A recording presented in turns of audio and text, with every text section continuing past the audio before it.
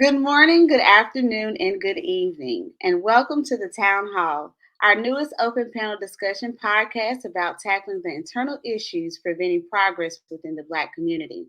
I'm your host and moderator, Brianna Rhodes, and today we will be discussing consumerism and ownership in the Black community. Before we begin, allow me to introduce my lovely panel of guests. First is Dr. Lucretia Taylor. Second is Tiffani Rozier. Hello. Hello. Third is Brandon Hull. Next is Dr. Marguerite Hinrichs. Next is Skylar Caesar. Hello. And last but not least, Mr. Victor Sandifer. All right. Hello. Thank you all so much for being available for this discussion. We have a lot to tackle during this episode, so let's jump right on in. So, as I said, we are discussing consumerism and ownership in the Black community. And I want to start off by asking, what is the Black dollar and what value does it carry with brands and businesses? I could jump out the window and say the black dollar is a myth. The black dollar is just the same dollar as anyone else's dollar.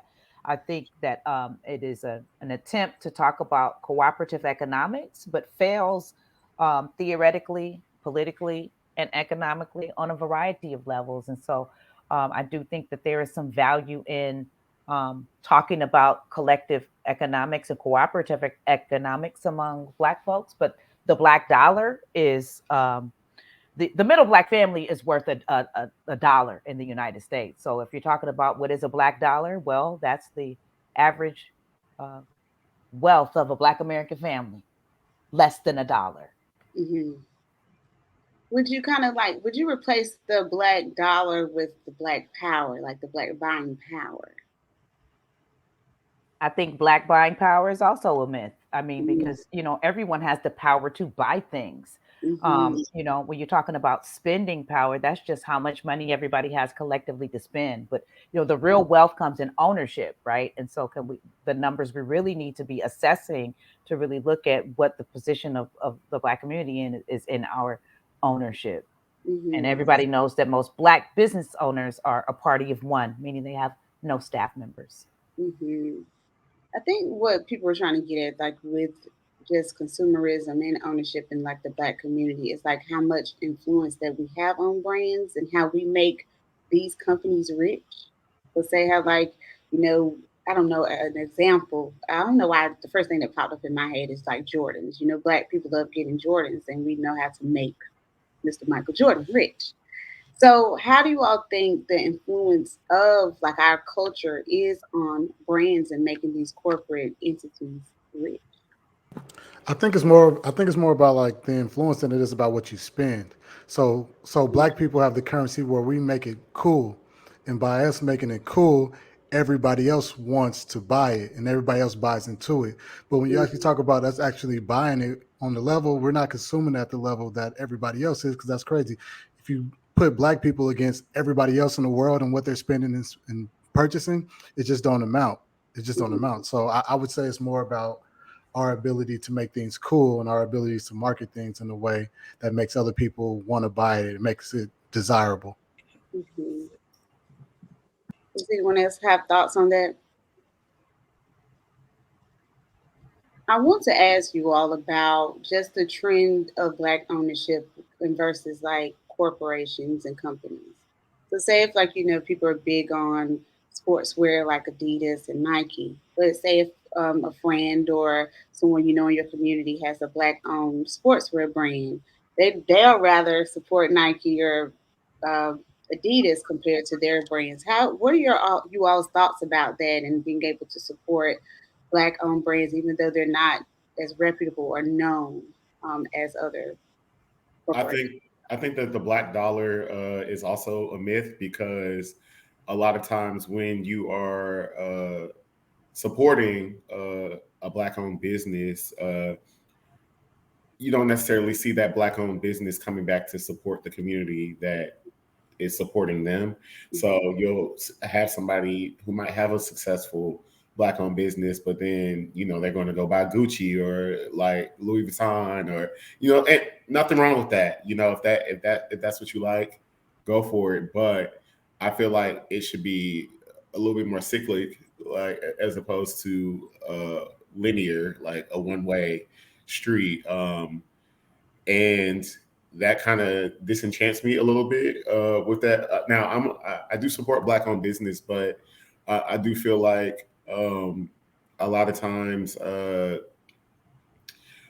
as black people, we do have a more critical eye on our own when it comes to black owned business. But the flip side of that coin as well is that if it takes a lot to run a business, and but you have to still maintain certain levels of professionalism that I know that I'm going to get if I go to uh, Adidas, or wherever else the case may be. And there are just a lot of stories about, like, even when you do have a problem, like with a product or whatever you're purchasing from a person, where you don't necessarily get that same quality treatment as you would from like these multi-million dollar companies. So a lot of people are more inclined to say, yeah, I'm going to go buy Adidas because I know that if I get a rip in this, then I can go take it back, and like Mhm. I can get another pair, and there's not going to be any hassle. Versus if you go, buy, I don't know, a pair of shoes from your cousin Keisha or something like that, and like that, it's not right. It might be a little bit of a hassle, Mhm. to get that back. And I also think that the resource level is not the same either. To black owned businesses, they might not necessarily be able to afford to do that, versus a multi-million dollar company too. So that's also another factor as well.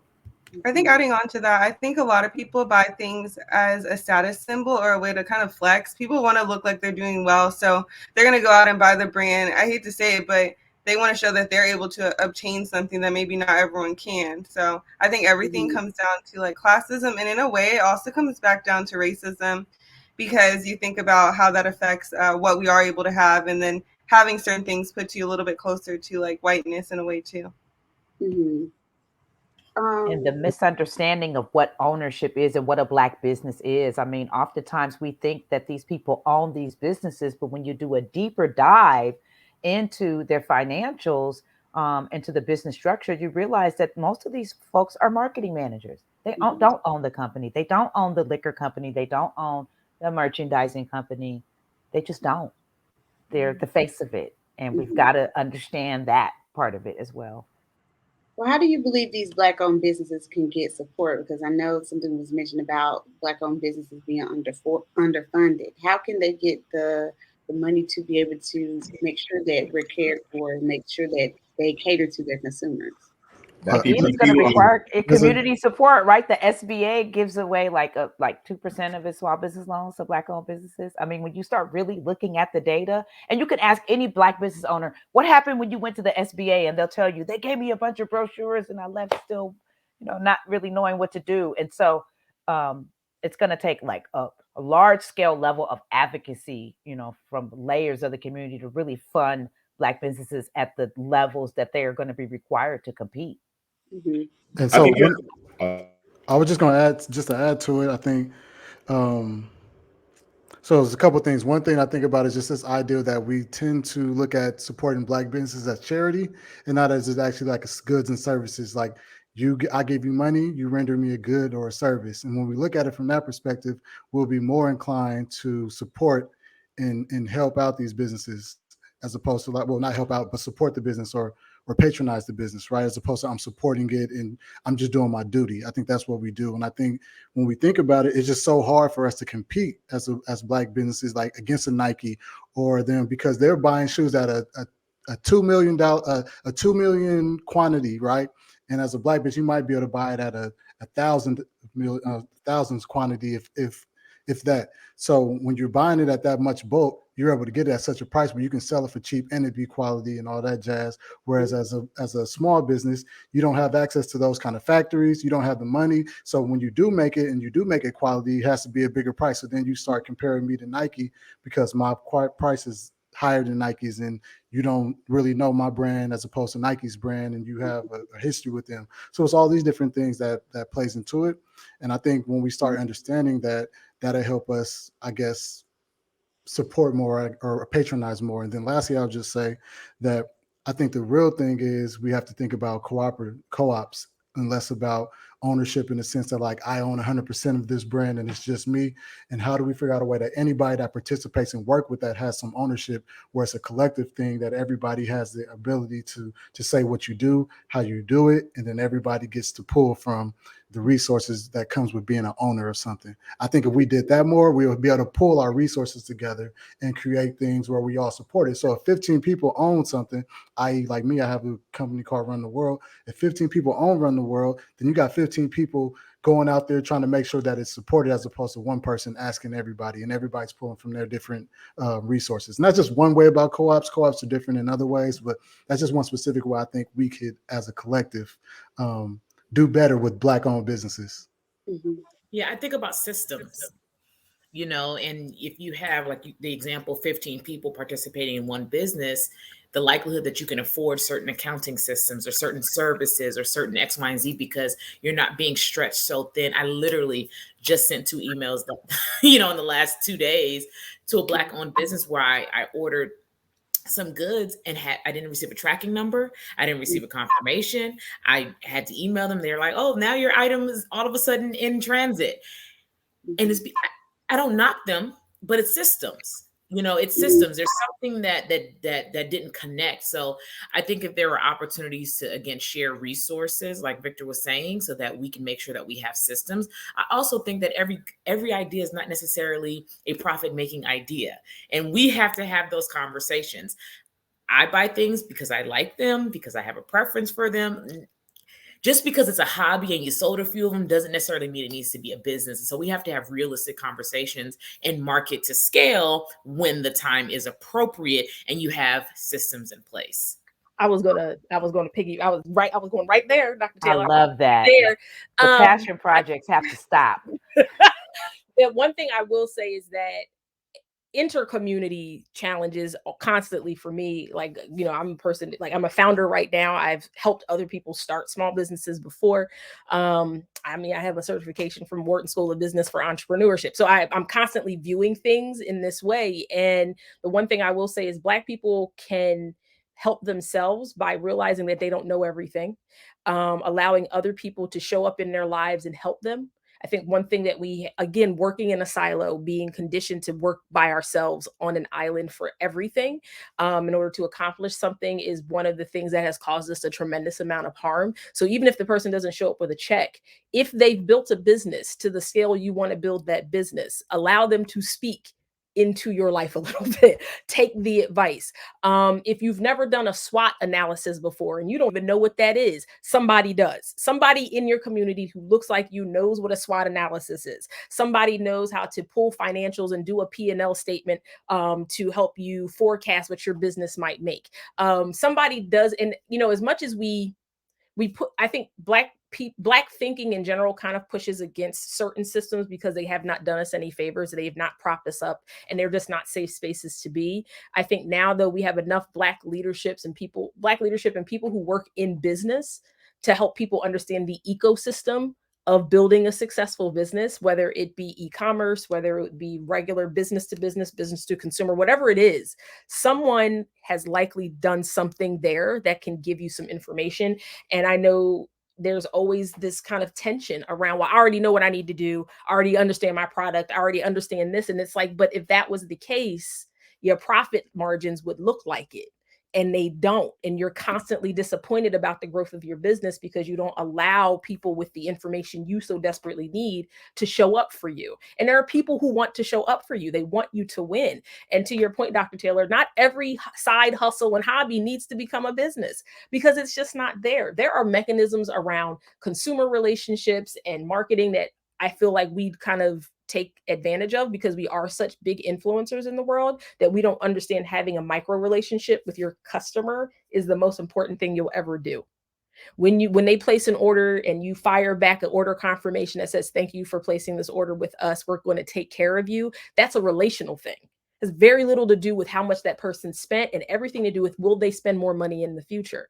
But like, again, these are conversations you have to sit down with people who know how to do these things and who have done these things before so they can fill in your blind spots. And it's nobody out here trying to take the stuff you got. They're just trying to help you win because they won. And it's just like, we have to, again, stop seeing each other as competition. And like, when it comes to cooperative economics or, or anything, any of those types of systems, they're not just about money.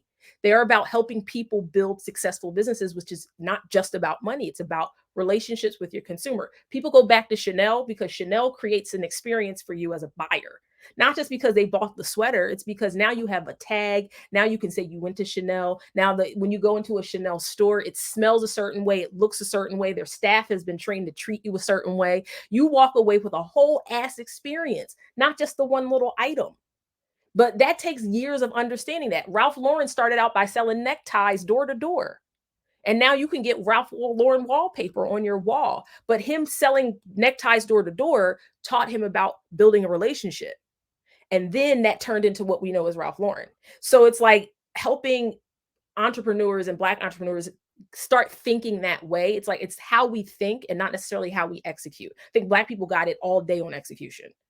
We can get out here and be like, what you need, we've been hustling forever. So that part of the execution is not the problem. I think what we have to go back and revisit our conversations around how do we create experiences for ourselves and for each other. When you go someplace and you're really well, like, how do you feel like I got really well taken care of when I go to my grandma's house and she gave me a plate of food? Can you capture that same feeling in a restaurant that is Black owned and not feel like you've inconvenienced the entire staff because you came in there to order a plate of food? Like, those are the conversations about successful business ownership and running a successful business that I think we are very resistant to because we think we already got it. And it's just like, I've had enough interns in my work that I've had to literally just reprogram these children to understand that being talented is only part of the equation. Like, that is only part of it. Having a great product is only part of the equation. The relationship's the bigger deal. And, when they leave their time with me, the one thing they've learned is like, oh, I got the job I wanted because I understood how to develop a relationship with my future employer, and not necessarily that I was just super talented, because that's not always going to get you everywhere. Mm-hmm. I want to ask this question though, because we touched on this in like a previous episode, how we talked about the prosperity of Black-owned businesses during the Jim Crow era. Like, there was nothing, it was not hard for you to find like a Black doctor, Black-owned business, restaurant, everything.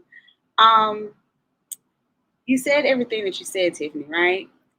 And I don't know if this is professional enough, but like, or not. But how do we lose that sauce? Like, how do we get back to that? And how can we get that to contribute to our Black economy in the U.S. as well? I think we just bought into this idea that in order to make it, you have to make it alone. Again, I think that's part of like racial programming. I think that's part of systemic racial programming, is that you do better by yourself. When we can look at people who are non-Black and realize that that is not how they exist. We built the business, we're passing it down to our kids. We built the house, we're passing it down to our kids. Like, we realize that everybody around us does not work like that. Things are generational. Things are shared in community. Like, things are shared. Money is passed down. It's not like, oh, make it on your own. We'll see you when you get back. A kid graduates from high school. Their parents buy their first car. A person gets married. Their parents buy their first house. Because why? I don't want my kids being in debt when they first start their life. I want them to be able to continue the wealth going into the future. But what you do with Black people is like part of that oppressive conversation is do it by yourself. If you can get us to work in silo, if you can get us to work isolated, then you can set us up for failure. And so we buy into this idea that in order to make it, you got to make it alone. And that making it alone is even sexier than making it with a group. And so we have bought into this narrative that working alone and working by ourselves, like essentially killing our relationships with each other. Yeah. We can do things and we can have relationships with each other. I think also we've been conditioned to think that white ice is colder. And so anything that we see somebody else do has to be better than Black shit. And it's always us saying, see, that's why I don't go to Black restaurants, because X, Y, and Z.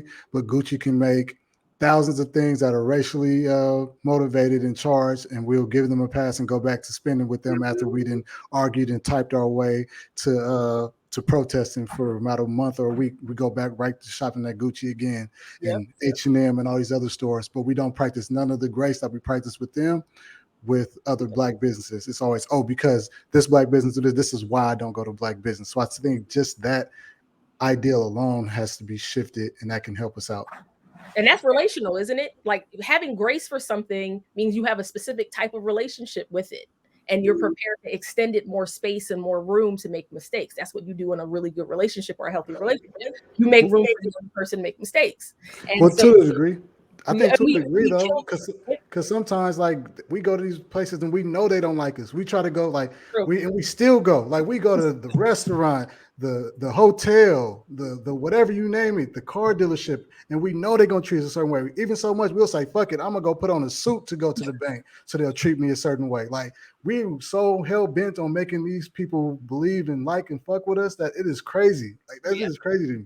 And I think that's a reflection of our inner relationship of like how we feel about us and not I so much agree. I mean, I think the fact that we don't hold them accountable for the reparations that we're owed is a thing that we just continue to fall behind economically because we started the race very, very far behind. And when you don't get economic justice or restorative justice through economic repair, you're not going to be able to catch up. The playing field is never going to be level because we refuse to hold them accountable for the reparations that are owed us. Remember, it's a debt that's owed, not a handout. I can't stress that enough. Yeah. And that's how I think of some of the work around AB 3121 is really important. The entire nation needs to follow California's lead. Brendan, I know you wanted to say something. Well, just a collective of everything. I think that it leads back to if we're trying to get back to how things used to be, we have to kind of instill that sense of community, which we don't really have as much anymore. And if we're able to do that, then I think that it'll be like a domino effect, if you will. I know a lot of people complain about not supporting Black businesses because they feel like, oh, well, this costs too much. But the flip side of that is, you know, it costs a lot to create a business, and it's probably going to cost you a little bit more if you are a Black person. So because we're not necessarily overall, we're not necessarily in a place of financial prosperity already as it is. So things are going to have to be a little bit pricier. But with that, I'm willing to spend more money on something if I know that I am getting that relationship or that experience. And that's what is a big deal for me, you know. So I will literally walk out of a store if I walk in and you don't greet me or ask me like how I am or something or acknowledge me in some kind of way. You don't have to worry about it, you know. And I've had and then the other thing I want to say is too, media. You have to be able, especially with marketing, we live in a world where you have to have something on social media. And you really need to figure out a way to grab someone's attention within those first like 5 seconds, you know, because a lot of time we're just scrolling, right? And you have to be able to say, okay, this is how I'm going to bring, you know, somebody in. And now I can grow my audience. You also have to know what your demographic is going to be. You know, is this an oversaturated market? People don't do research. They're like, oh, okay, this is a good idea. And it might be a great idea, but there's no point in doing it if there's like, not to say that you can't do it, but if you have, I don't know, like hundreds of other people that are doing the exact same thing in the exact same area, and you don't have a way that's going to make you stand out, then you might not be as successful. You know, so you have to think about those things. A lot of people, I think, are in business because they just want to try to make some money, and they don't actually realize that there's a lot of work that you have to put into it, a lot of research that you have to put into it. There's going to be a lot of setbacks, and a lot of people are looking for that instantaneous like gratification. You're not necessarily going to get that. So there's a lot. And yeah, I'm trying to start a business now myself. So I've been doing a lot of research. So I've been doing a lot of research on it. So I'm figuring things out too. So I'm talking to myself when I'm talking to y'all. One distinction I used to make with people a lot when they talked about I want to start a business, and we would kind of go through all their stuff and what they've already done. The one thing you always ended up talking about was the difference between being self-employed and being a business owner. And I think what a lot of people don't realize that they're self-employed. They have an employer. It might be them, but they're all the mechanisms of being an employee come completely to the foreground when you are self-employed. When you are a business owner, that is a really different mechanism. You have to live in the space in a very different way. But self-employment is you get you get the freedom to like make your own schedule, but that usually means you're working 80, 90 hours a week because you're trying to make up the difference that a traditional employer would have made. You don't get any of the health insurance benefits. There's a lot of, and again, like having a conversation that not everybody's built for entrepreneurship. Not everybody's built to be a business owner. Some people are fantastic at being in support roles for businesses that already exist. That's where they shine. That's where their talents show up. So it's like understanding who you are and what you have to contribute is something else. And again, like starting a business because you are feeling economic pressure or you're feeling an economic squeeze personally. I need to make more money, so I'm gonna start a business. I'm like, that's the worst way to make more money is starting a business, especially if you ain't got no money. Like that's just not how that works. And it's for me, like so people kind of go, yeah, well, I did this. And I'm like, well, you became self-employed, but you didn't necessarily start a business because that's a different mechanism. It's a different it's a different field to play on at that point. And so talking to people about economic security and financial stability and what that looks like as a business owner or someone who is self-employed or maybe who's a freelance person or whatever that looks like. I think having honest conversations about just where we are with our personal economics and our collective economics could also help people make better choices about maybe I'm not ready to start my own business right now, but in 5 years, if I make these particular decisions and make these kind of moves, I can start something. And so I just think people just jump all in and go, hey, you know, my soaps were selling really well during the holidays. I'm gonna throw it all away and sell soap. And you're just like, you're not Bath and Body Works or Lush. So what's your plan? Yeah. Well, I was just gonna sell soaps on the internet, on Instagram and make a couple of reels. And you're just like, okay, we need to have more honest conversations with each other. So because I'm like you mentioned, the freelancer, self-employed business owner. I don't know what I am at this point. Yeah, I'm just like going with the flow. So it's great to have these conversations talking about this because, I like you said, Tiffany, a lot of people, they say they're business owners, self-employed, but they still don't know what they're doing. And I had to learn the hard way. So if there are resources for us to like utilize, I know that we are all like fellow entrepreneurs on the way of being there or supporting other Black entrepreneurs. I pray and hope that we'll be able to come together and use those resources to help us thrive and just don't gatekeep, as we said in the first episode. Share the way, share the knowledge. You know, one thing I will say, I just think that no one should, this is my own personal belief. I don't think no one should work for anybody for 40 plus hours a week for 20, 30 plus years of their life and not have no ownership of that business. Like that shit is just out the window for me. Like I just would never do that. And I think the way in which we do that or which we change that is by co-ops. I think the concept of everybody who works there owning the parts of that company. It can be a small part. It doesn't matter. Like we all have to figure out, like I think ownership is important for everybody. And it doesn't have to mean that everybody has to be the CEO or that big head figure and make all the decisions. But it means that like in the profits of this company, everybody has a equal or not, maybe not even equal, but everybody gets a piece of the pie and everybody gets to come to the table to make decisions for this company.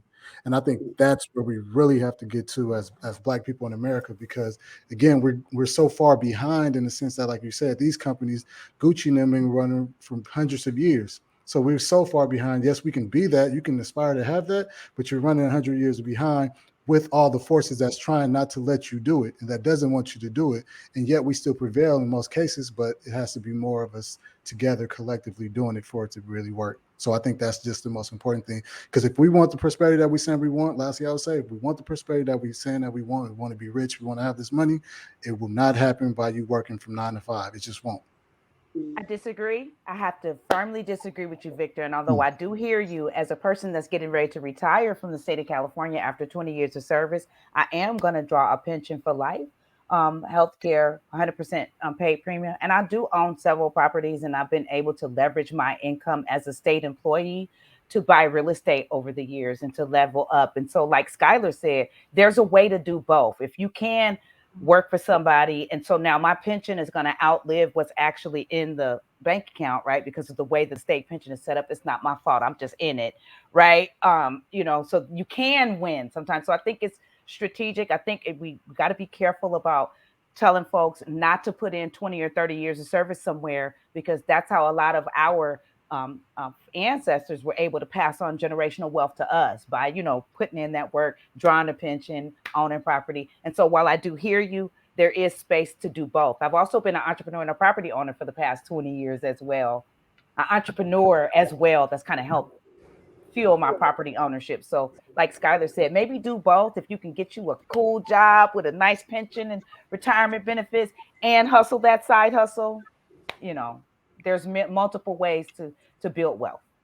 I think there is, but I also think that um, in relation to the people that own that business or own or have like say so in those schools, it's a blip in the big sea into what they get. And I think that's the part I think I'm saying, I guess in relationship to the people that own those business, like we don't really make that much. Like even if they're paying LeBron James $1 billion to stay with Nike over the rest of his lifetime, how much do I have to think that Nike is going to make?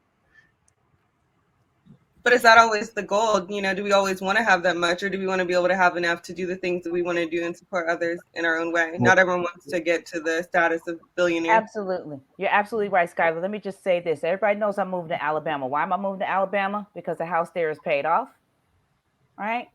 And we'll have no bills. I'd rather live in Alabama and be stress free and free economically than stay in Oakland, dodging bullets and sideshows and struggling to maintain a $5,000 a month price point to keep my family here in Oakland. And so at the end of the day, you have to think about what's best for you. We don't care what other folks are doing, but we care what other folks are doing. But collectively, as a community, you have to kind of work on you. And I'm moving into an all Black community, and so that gives me an opportunity to take the knowledge and the resources and everything I've learned coming from California and infuse that into the Deep South, into an all Black community that's essentially becoming a ghost town. I mean, I would like to just say I honor and respect your point of view, Victor, so much, because I think there's a lot of courage and a lot of creativity and entrepreneurial spirit that I hear from you and saying that. And when we're talking about some of the other episodes, that's the kind of thing that we need to teach in the K through 12. Because prior to some years ago, I probably would have been terrified of being an entrepreneur, right? Like it really takes courage and planning and some comfort level that if I fall on my behind, I've got somebody to help. I don't have anybody to help. I don't have anybody to fall on my behind. So that 9 to 5 is security for me. But my hope, my intentions of keeping that 9 to 5, doing some business stuff here, hopefully working myself out of the 9 to 5 so that my boys then can thrive because I've set them up with what I know how to do best. So I hear both sides and I'm like digging this conversation. And I just wish that, when I was 12 years old, I had the courage to think about being an entrepreneur from the very beginning, and I might have chosen a different route. So it goes back to our previous episode about K through 12 education. But I love both sides of the story and just think that it's, that young people should hear these conversations. Mm-hmm.